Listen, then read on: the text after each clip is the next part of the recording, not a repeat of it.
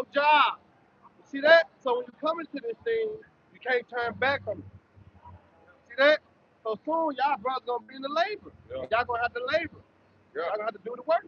Because hey, when you turn back, now you basically turned your back on the Lord. There you go. You went back Quit. into the world. You Woo. quit.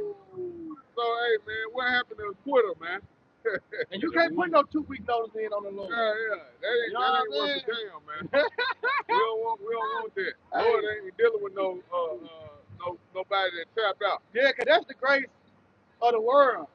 You know what I'm saying? That's the grace of the world when you put a 2-week notice in and you leave that job. Just because you put that 2-week notice in, you're able to come back to that job instead of you just quit. Because you quit, you can't come back to the job. It's over When you with. put a 2-week notice in, you can come back. You can't put no 2-week notice in on the Lord. Lord, I'm gonna leave you next month, Yeah. Lord. I'm tired. 2 months, I'm gone. Yeah. You can't do the Lord like that. No, You sir. ain't dealing with no fucking 2. You know what I'm saying? Yeah. No. Either you in or you out. That's it. You gonna put the difference in your name. Right, Yeah. and you hear me? You're hot or you're cold. Cause Yeah. you lukewarm, he gonna slap the shit out you. Get you out of his mouth. There you go. Yeah. Go ahead. What you got, bro? Luke 14, 26. Oh, yeah. You can bring it up. Yeah. All right. This is Luke chapter 14 in the NLT. If you want to be my disciple, verse 26. Read a little loud too. I'll put the ark in there. This is Luke chapter 14, verse 26. Brandon. If you want to be my disciple, you must hate everyone else by comparison. It said who? Everyone else. Read that again. It said hate, right? Yes. All right. The hate goes to what? Love less. Because nothing comes before the truth. And that's something that we have to take into. Because it becomes a battle in certain aspects in life. But when you really look at it, that's how you become a man. You become more stern than your how about your outside. All right, putting out the curves and the desire of this world. You know what I'm saying? Because once again, read that again, bro. This is Luke chapter 14, verse 26. Because the people of this world, they don't do shit but hold up folly. You know what I'm saying? They want to bring you to a folly land. If I can say it. That's why the Lord said that. Read it again, bro. This is Luke chapter 14, verse 26. If you want to be my disciple. See that? If you want to be my disciple, right? If you want, go ahead. You must hate everyone else by comparison. See that? You must hate everyone by comparison. All right? So remember, the people of this world, they of this world. See that? They of this world. So we got to love them less. All right? Not hate as the world hate as envy. No. Our desires is more towards the Lord than completing their desires. You know what I'm saying? I'm gonna choose the Lord before I choose this. That's how it's supposed to be. You know, if you struggling with that, you pray to your high about your shot. All right, and then He give you the spirit to make the right decision. Yeah. And that spirit that you making the right decision gonna be Him anyway. But guess what? If envy or strife or tension come behind it, guess what? Y'all shot gonna take care of it. Hey. All right. If I can say, bro, hey, the Lord, sometimes you'll have situations where you can think like, okay, I'm gonna do this, I'm gonna do that. Yeah. And you might not do it. You might not do the shit the right way the first time. And sometimes the Lord will just do it for you. You look at the situation, man, He just take the shit away from you. Yeah. You're like, damn, you having an issue with I'm gonna just use a woman for example, because I had that happen. They really be soft on the woman. Like, damn, man, I really want her. I love her, man. Lord might just, it's over. Right. He cut it for you. He cut it for you. He cut it for you. He take it away. And you got to be able to understand it and accept it. Yeah, that's right. You like, right. shit, That's right. that was the Lord. He just took it away from me. He knew I wasn't strong enough. Right. Strong enough. I wasn't strong enough to do it. No. I would fall short every time. But Lord, like, no, this is over with. That's right. He cut it off for you. Bro. So situations it be like tests to basically try your faith, because it's like you understand what's at stake. Like the precept the brother brought out. You count the cost. You know what you got to do, man. Yeah. And it's true. We understand, man, what come along with it. Yeah, we had a brother recently that he got stabbed up, man.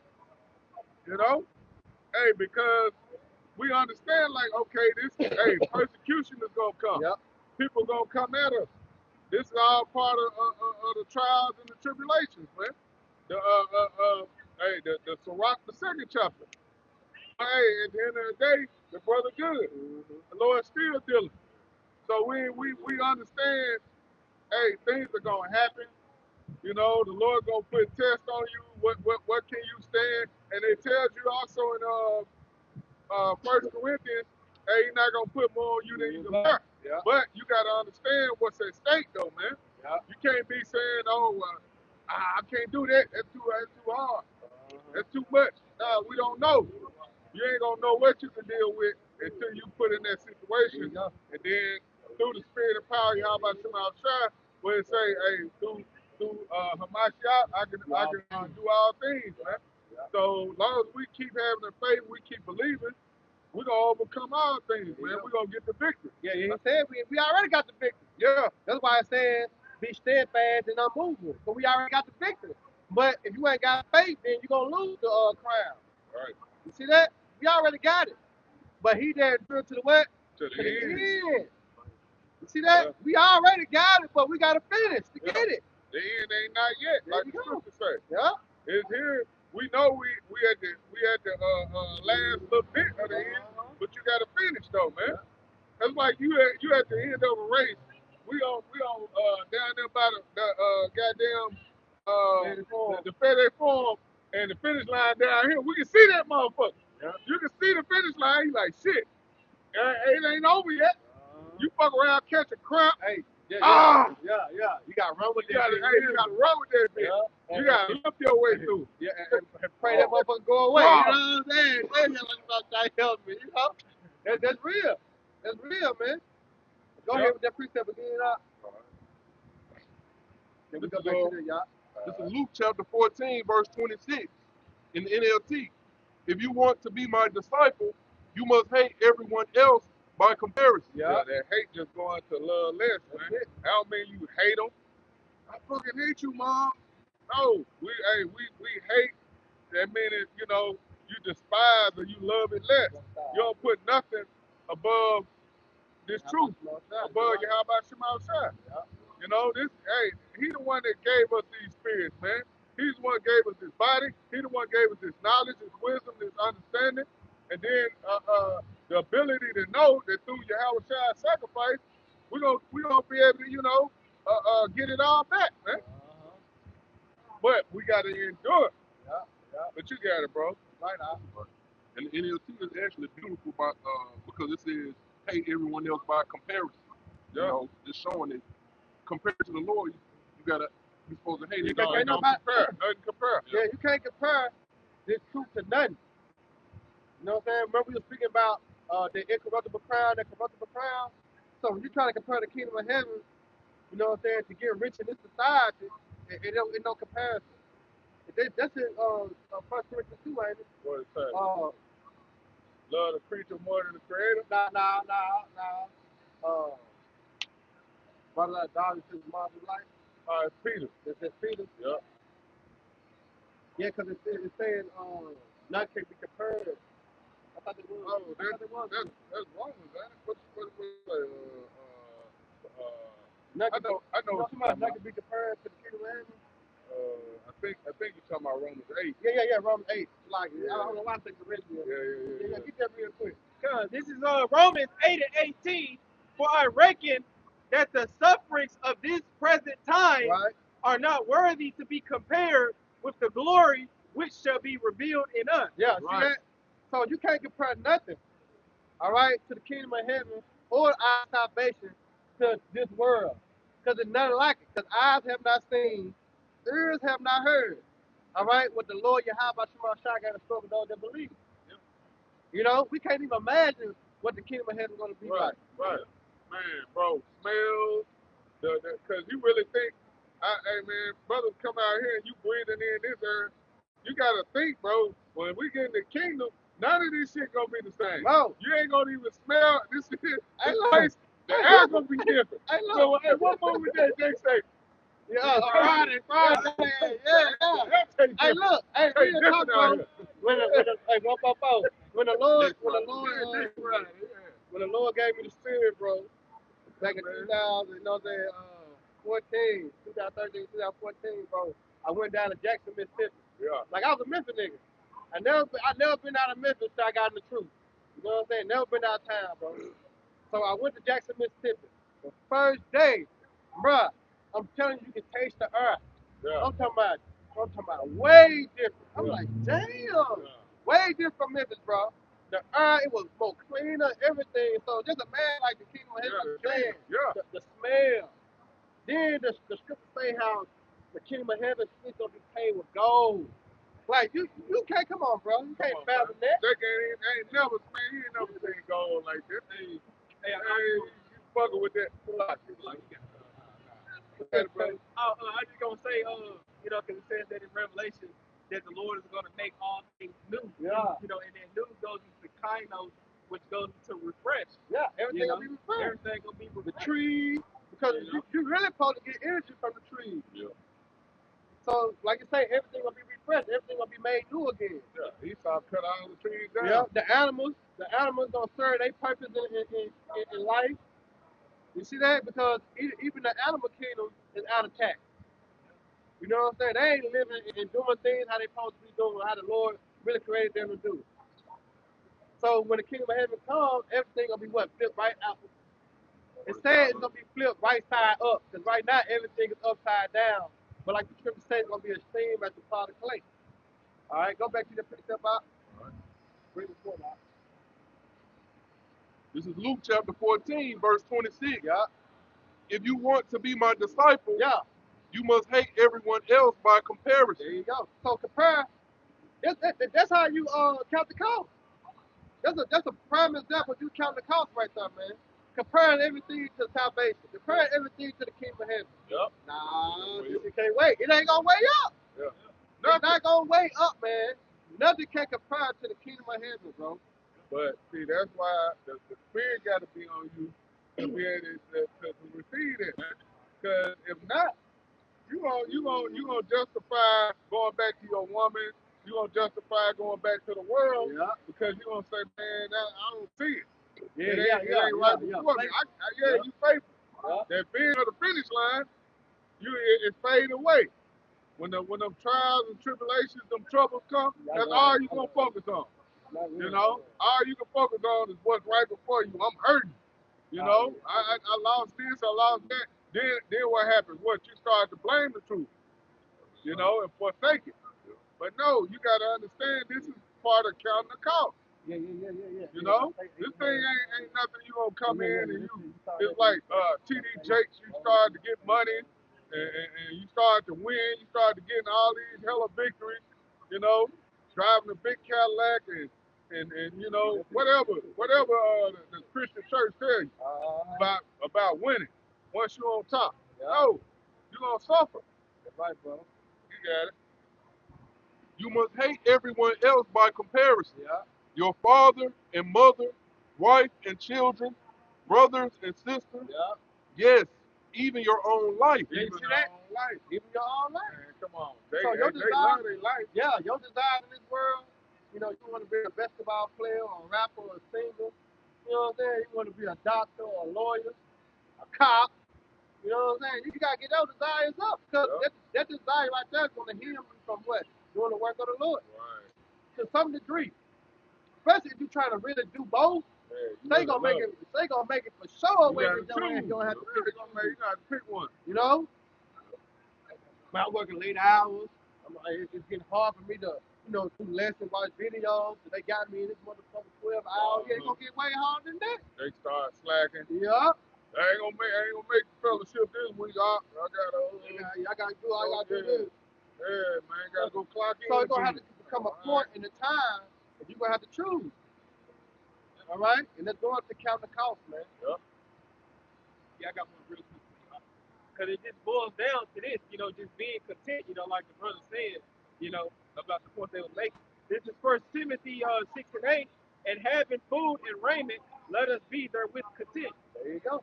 having food and raiment, because it speaks about the Lord gonna give us our daily bread, but we gotta be content with that because this right here is that martial law. See, this time right here is coming. All right, so we're gonna have to be content with what we have. Yep. You know, that's why it's a miracle that the Lord gives us this understanding. All right, that we start to rehearse and practice fasting. You know what I'm saying? We do intermittent fasting, we count fasting. Yeah. See, all that gonna take toll in the time of trouble like this. Right. So we're gonna have to be content. We gonna have to have a mindset being abound and what? Being the base. Yeah. All right, we're gonna have to learn how to just do without. You know, this time that we coming into that we're gonna have to learn how to do without because we ain't gonna have it. We ain't gonna have the access to go to these restaurants or go to certain stores. You know what I'm saying? To get certain things that what we need, we're gonna have to go without. A bed. Uh, A bed. yeah, bad. Yeah. Hot shot. Yeah, because a lot of people, a lot of people gonna become homeless. You know what I'm saying? And gonna have to depend on brothers and certain other things, depending on how about your mouth shot. Right. So we basically gonna have to learn how to be content with what we have, man. Right, you know, and that's what the Lord really doing. He's building us up in the spirit to be like that. Go ahead, Doc. Go back to the by faith. Go ahead with yours.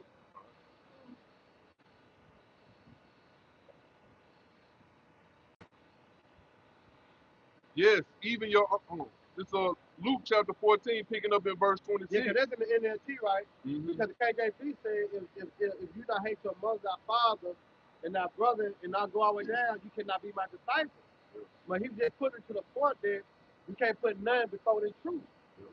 Go ahead. Because the scripture said, John said, to the preacher, you say yourself and those that believe. Go ahead. All right. Yes, even your own life. Yeah, even your own life. We got to give it up. We dead, all right, in this world, man. All right, to what? To win Yahweh Shai. Because that's the whole goal, man. All right? Kiss the Son, lest he be angry. All right? You don't want the Lord wrath to be upon you. Go ahead, bro. You're picking up in. Otherwise, ye cannot be my disciple. Yeah, otherwise, you can't do the will of the Lord. You can't serve him. If you don't serve man more than the Creator, you can't be the Lord's disciple. You see that? You got one foot in the world and one foot in the truth. You can't be the Lord's disciple. All right? The Lord wants you all in. He don't want you half-assed. All right? Going back to Sirach 4, how weird to try to. You see that? Go ahead, bro. All right, this is Luke chapter 14, verse 27 in the NLT. And if you do not carry your own cross, if you don't carry your own cross, then you got to bear your own affliction. You know what I'm saying? Your own trouble. You got to bear that. So we all got our own, like we were speaking last couple of weeks ago about the thorn in the side. We all got that thorn. All right, so we got to bear that. But like Micah 7, get Micah 9, and, I think it's Micah 7 and 9. I will bear the indignation of the Lord because we sinned against him. Get that real quick. Hold on now. Go ahead. This is the book of Micah 7 and verse 9. So you gotta bear your own cross. You know, go ahead, bro. It says, I will bear the indignation of the Lord Yahweh because I have sinned against him until he plead my cause and execute judgment for me. He will bring me forth to the light, and I shall behold his righteousness. There you go. You see that? So we got everything that we go through in this walk, we got to bear that. Remember, like Dr. Nun mentioned, the Lord ain't going to put more on you than you can bear. So the hair that you catching, you can abstain that hair. Even though it may not feel because you never went through it. But now that you're going through it, you're like, shit. But guess what? The Lord overcome that. Right. All right? And guess what? You're going to overcome it through what? Through faith. Because just like the Lord told Apostle Paul, all right, his real quick. Yeah, his grace. He told Apostle Paul that his grace was sufficient for him. All right? Because why? He said through Apostle Paul's weakness, the Lord's strength was made perfect. Yep. All right, so we fall short. We feel that we can't keep going. Guess what? Then when the Lord comes through and give us that increase, you know what I'm saying? Give us that little tap, you know, and that's what we be need. Hey, I remember you did a lesson a while back. You know, in your vehicle, you was like, you never know what a phone call will do for a brother. Yeah, You know? exactly. Yep. That's beautiful, bro, because when you're feeling down, you know, the Lord will put the spirit on the brother to call you. And brother, like, man, I really need this phone call. Bro, how you know I would catch a hell out? You know, brother, how you know? You know, because if the spirit of you high about your shot. You know? Yep. This is 2 Corinthians 12 and 9, straight to the point, and it says, he said unto me, my grace is sufficient for thee, for my strength is made perfect in weakness. There you go. You see that? So the Lord's strength is made perfect in our weaknesses, man. All right, so we feel like we can't go on. We got prayer, we got faith, and we got the brothers. Most important, we got your high about your own side. All right? So go back to the other precept. And it says,